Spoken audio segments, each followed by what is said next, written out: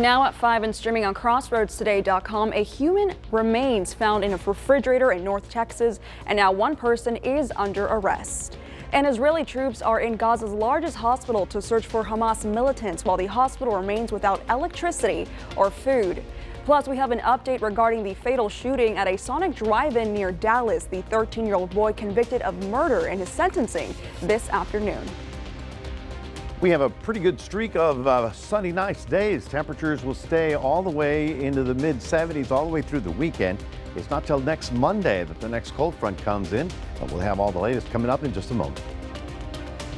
Plus, 2 border bills to curb illegal immigration in the state are headed to Governor Greg Abbott's desk. You're watching 25 News now at 5. Good afternoon and thanks for being with us. I'm Karina Garcia. Police in Wilmer, Texas are still searching for a missing 10-year-old boy. The man believed to have abducted the 10-year-old was Ian Aguilar, that's the 10-year-old boy, near Dallas, has now been listed as a murder suspect in a homicide investigation. Police believe Aguilar was abducted by 38-year-old Juan Aguilar Caño. Caño is a white man, 5'7", 160 pounds, with black hair and brown eyes. KPRC reports authorities have found the vehicle in the Houston area unoccupied. Both the suspect and victim were last seen in Wilmer. Call 911 if you have any information. Israeli troops have raided Gaza's largest hospital, searching for traces of Hamas inside and beneath the facility filled with hundreds of patients, including newborns. The Israeli army released a video showing soldiers carrying boxes labeled baby food and medical supplies, while Gaza health leaders spoke about terrified staff and patients as troops moved through the buildings. Israel is facing pressure to the claim Hamas had turned the hospital into a command base. In Gaza, Israeli troops attempting to root out Hamas infrastructure from underground tunnels believed to be beneath the area's largest hospital. The Israeli Defense Forces conducted a raid at the Al-Shifa hospital for nearly 12 hours. The IDF describing it as a precise and targeted operation against Hamas in a specified area. Inside the hospital, this damaged ward filling with dust as doctors try to evacuate patients. Hundreds of patients being treated, including premature babies. The United Nations calling the raid appalling, saying, quote, hospitals are not battlegrounds. One UN official describing her visit. It's a desperate situation for children. Many thousands injured, some under the rubble, we know, and people are desperate to try to help them. This amid concerns about the more than 230 hostages still held by Hamas. A senior Biden administration official says the majority of them may be in southern Gaza, not inside those hospital tunnels. And protesters demand the Israeli government do more to secure their release. We need her home, but not other day, just now.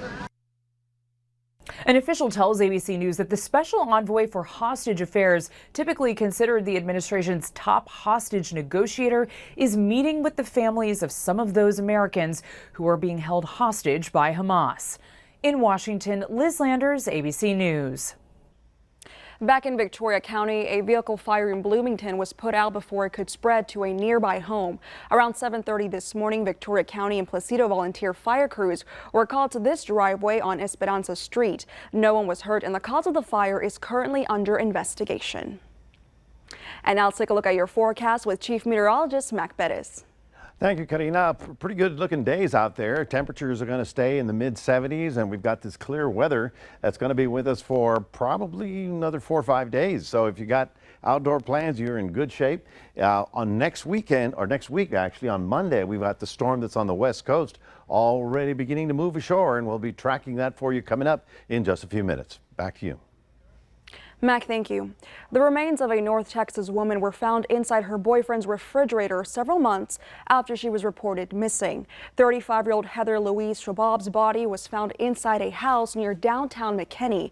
Investigators didn't say where her body was found, but her boyfriend, 42-year-old Chad Christopher Stevens, was arrested. Stevens is charged with tampering with evidence with the intent to alter or destroy a human body. Authorities say he was arrested 24 times in Collin County on various charges including theft and DWI.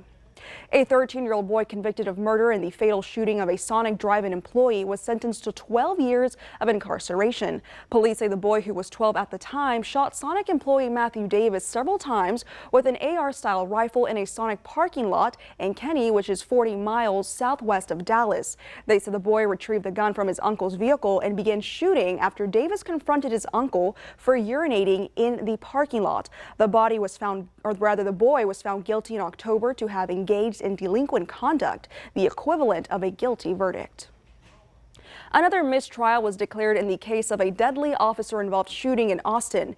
A Travis County jury could not decide whether or not Austin police officer Christopher Taylor is guilty of murder in the 2020 shooting death of Michael Ramos after more than a 2-week trial and 4 full days of deliberation. During the trial, prosecutors showed Ramos was driving away from officers and wasn't a threat when he was fatally shot by Taylor. State lawmakers are working to pass new legislation to curb immigration.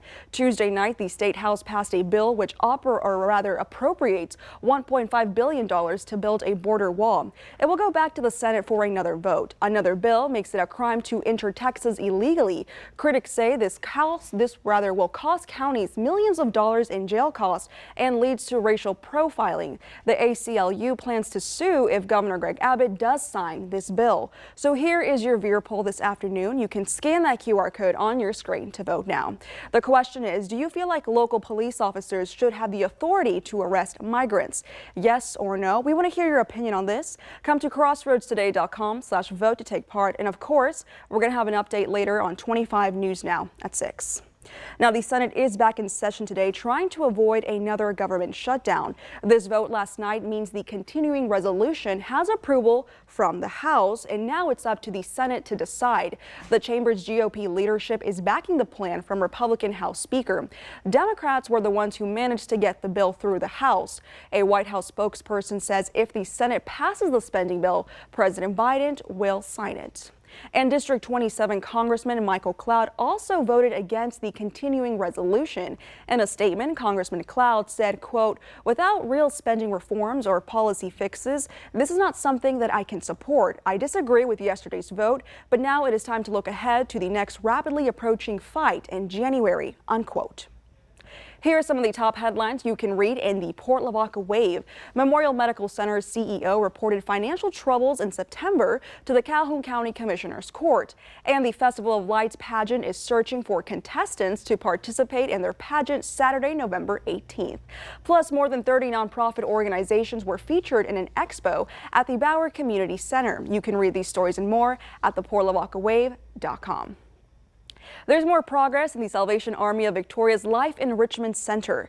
Construction started September 1st at the Salvation Army's home office, 1302 North Lewis Street. The center is about 2,000 square feet and features a classroom with available computers. There's also a library and a study area and a medical room where people will receive care, assessments, and referrals. There's also a computer station and a laundry facility. I'm very pleased about the progress as a whole, because this is such a needed program, and now I can see that it's going to happen. Captain Kenny Jones believes the Life Enrichment Center could open by mid-December. The Salvation Army of Victoria got a $250,000 grant from the City of Victoria for this new center. And this Saturday, the Texas Zoo will host the Pause for the Cause event. Every guest who brings a coat, jacket, or blanket to the zoo will receive 50% off admission. All items will go to the Salvation Army to help families in need. And of course, in recognition of Hunger and Homeless Awareness Week, you can help out at Christ Kitchen Thursday from 8 a.m. to 10 a.m. or from 11 a.m. to 1 p.m. Remember to subscribe to our YouTube channel, Crossroads Today. Hit the like button and click that notification bell. For now, stay with us. Straight ahead on 25 News Now at 5, a deadly vehicle crash in Ohio leaves 6 people dead and multiple others hurt. Also ahead, a man who was arrested on suspicion of manslaughter and the death of an American hockey player was released. The details straight ahead.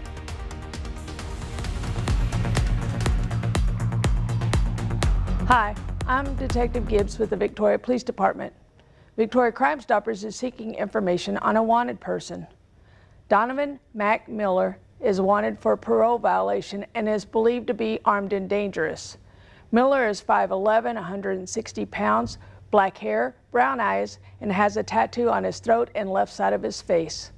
If you have any information on the location of Donovan Mac Miller, please call Victoria Crime Stoppers at 361-572-4200.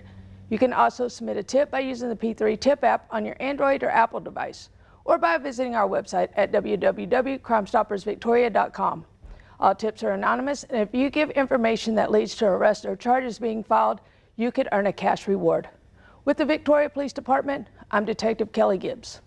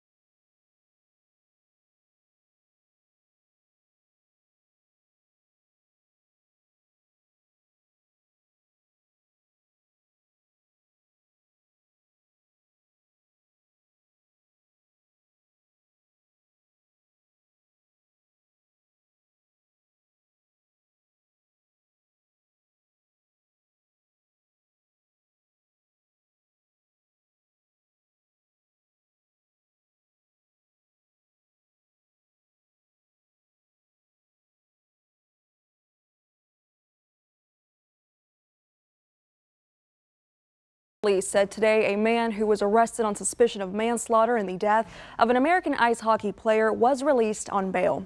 29-year-old Adam Johnson died after he suffered a fatal injury when his neck was cut by the blade of opposing player Matt Petgrave during an elite ice hockey league game in northern England. British police didn't name the man who was taken into police custody yesterday and later released. After his death, officials are now calling for mandatory neck guards for players. Authorities in Ohio are investigating a deadly chain reaction crash that killed 6 people and left 18 others hurt. A charter bus carrying 54 students were involved in the crash, and now investigators want to know how this crash even happened. Black smoke and flames shooting into the air on this Ohio highway Tuesday, leaving behind just a shell of this semi-truck after a chain reaction crash. 6 people killed, including 3 teens just east of Columbus. We are being advised that there is children trapped on the bus. Officials say 5 vehicles collided, including that semi-truck and this charter bus carrying the Tusky Valley Marching Band. 17-year-old Samantha Bosler, a saxophone player, was on board. There was immediate flames from the truck in the back. There's different stuff flying up on us, and we realized that what happened and looked around, and there was a lot of kids stuck in seats. First responders urging students to jump out of the window. Then an explosion. Of the 3 teens killed, the youngest was 15, and police say at least 3 others were killed in a car that was involved. More than a dozen others were taken to hospitals. Investigators now working to figure out what caused this deadly crash. The company for the charter bus involved says it's cooperating with authorities. Rena Roy, ABC News, New York. A high-stakes meeting between President Joe Biden and the Chinese president is taking place outside of San Francisco, California. They both stress communication and the importance of their relationship as global superpowers. Their talks today will have far-reaching implications for a world grappling with economic cross-currents, wars in the Middle East, and Europe tensions in Taiwan, plus more. There are ongoing calls for a national ban on a popular children's toy, which some government leaders, public health professionals, and concerned parents say can pose a real health risk to young children.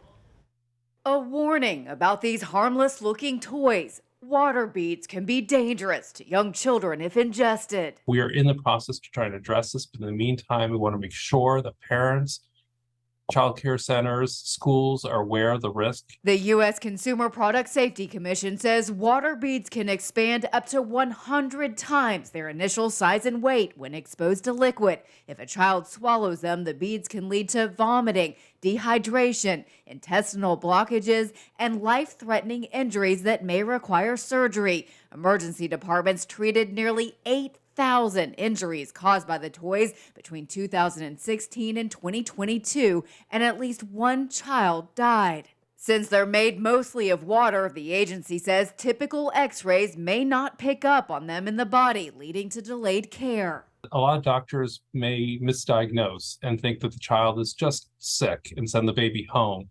And we've heard that again and again. To keep children safe, remove water beads from any area with small children, especially those 3 and younger. Store water beads in a secure container where young children can't get to them. And if you suspect a child has ingested a water bead, seek immediate medical attention. Highlight this for the doctor who may not be thinking about it, and they can take a closer look at the x-ray sonograms. For Health Minute, I'm Mandy Gaither.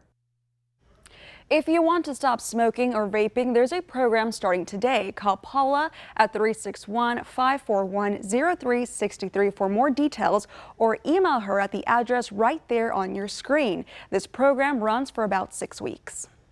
Here are some of the top headlines you can read in the Cuero Record. Veteran Steve Griner is commemorated as a local hero, and downtown Cuero gets ready to become a winter wonderland starting the second weekend in December. You can read these stories and more at DeWittCountyToday.com. Yes, winter wonderland. Well, maybe not this week, okay, because temperatures are very pleasant. 73 right about now. As the sun's going down, we got up to 75, right on the money for where we're supposed to be this time of year. And of course, over the weekend, we had that great rain. We now have 292 for the whole month of November, which wiped out 2 inches of our deficit, so that was good. Coming up, we'll be talking about the nice streak of weather, and then when the next storm front comes through, we'll be talking about that in just a moment. Stay tuned. For more than a decade, meteorologist Trey Miney has served as your trusted face at 25 News Now First Warn Storm Team. But now, he faces a different kind of storm. So I saw a neurologist here in town, and he says, I think it's Parkinson's possibly, but I'm not sure. Join anchor Carolina Estrain as she presents Trey's Story, a 25 News Now Extra, this Thursday night at 10. Sometimes the bravest forecasts aren't about the weather.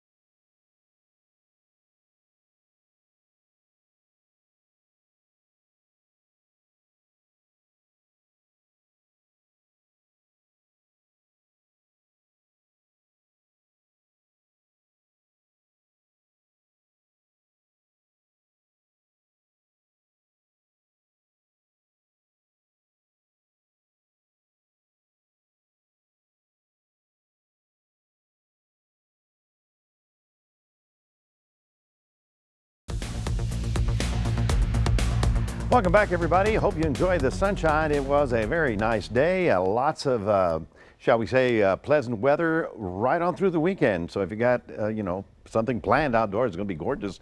We're actually between 2 storms. The first storm that came through over the weekend, gave us the rain, is over here. High pressure is in the middle. And then, of course, the next storm on the west coast that we mentioned. This is going to be a very interesting storm system. First of all, it's a classic El Nino kind of storm. What it is the cold air comes out of Canada or Alaska, drops down over the very warm or warmer waters of the Pacific, and it gets very strong. The more the temperature differential between the air and the water, the more energy we pick up and we get problems. This is a very powerful storm. It's already begun to move ashore. The thing is, it's kind of good. It is going to spend most of its energy out there before it moves ashore. Nonetheless, the West Coast is under the gun. As a matter of fact, San Diego, Los Angeles, they'll be getting rain over the next couple of days, probably through the weekend, and it looks like it's going to be fairly heavy here. The bad news is that the snow level is very high. But, the mountain tops are about 10,000 feet in the Sierra.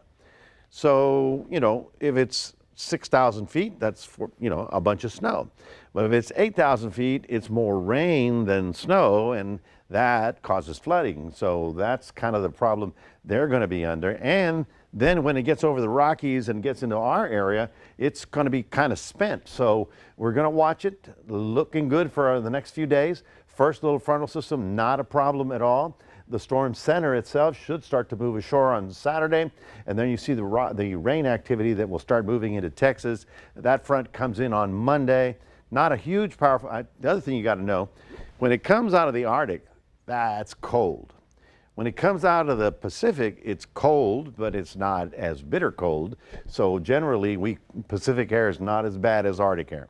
Arctic air is the one that's really cold. All right, your overnight low getting down into the 50s again, and tomorrow's highs up to the very pleasant 70s, mid 70s.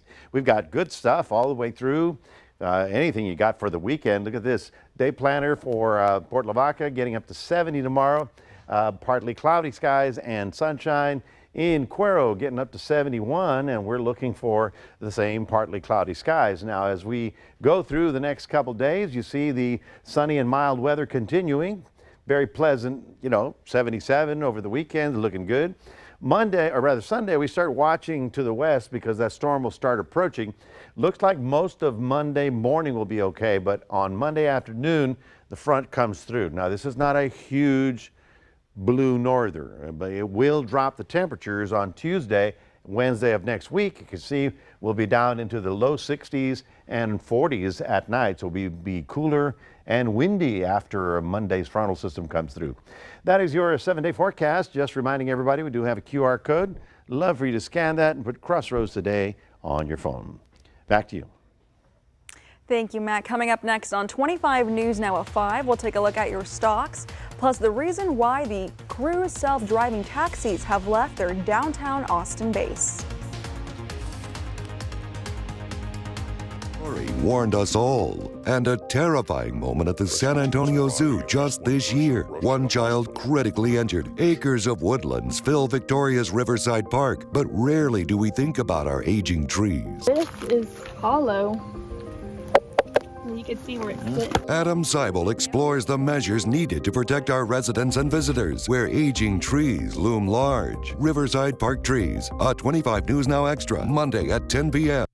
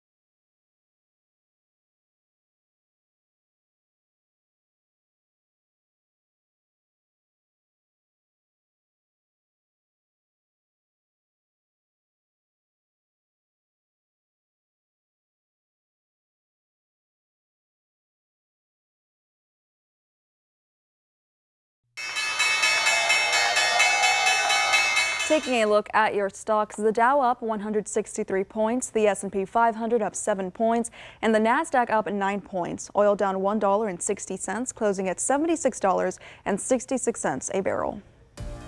The Cruise self-driving taxis have vacated their downtown Austin base following a national pause in operations. Before, these cars would go there to be cleaned and recharged. Now, it is a vacant parking lot. This comes just weeks after Cruise announced it was taking its entire fleet off the roads across the nation to make technical adjustments. The autonomous vehicles are regulated by the state, and Austin was the state's first real-world test. Residents in 2 East Texas towns are seeking lower electricity rates. You can read this Texas Tribune article on our website, crossroadstoday.com. And stay with us. We'll take one last look at your forecast with Mac, plus the reason why Sephora decided to lock up all of its perfume this holiday season. Plus, here's a look at world news tonight right after 25 News Now at 5. Up tonight, we have breaking news on the hostages right now taken by Hamas, what ABC News is now learning tonight. President Biden and China's President Xi face to face here in the U.S. and the ferry carrying about 100 passengers that began sinking. The horrific scene that unfolded. We're next.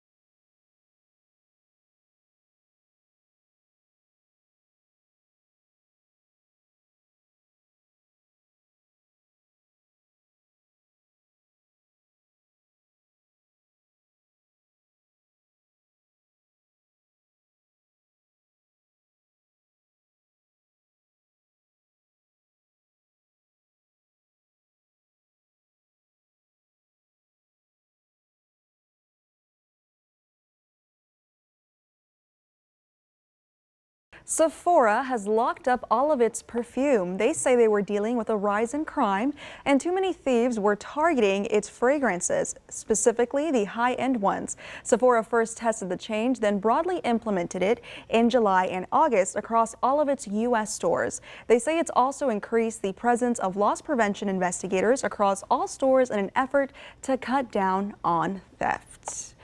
Well, yeah, that's just what happens. That's with all this little stuff laying around, you know, it's easy to walk yeah, out. I bet it is easy. Sephora's all those big. little bitty bottles, yeah. Yeah, and Sephora has those really intense investigators that will they dress up as customers and they follow you. I didn't know that. That's a thing. Well, no wonder they were following me.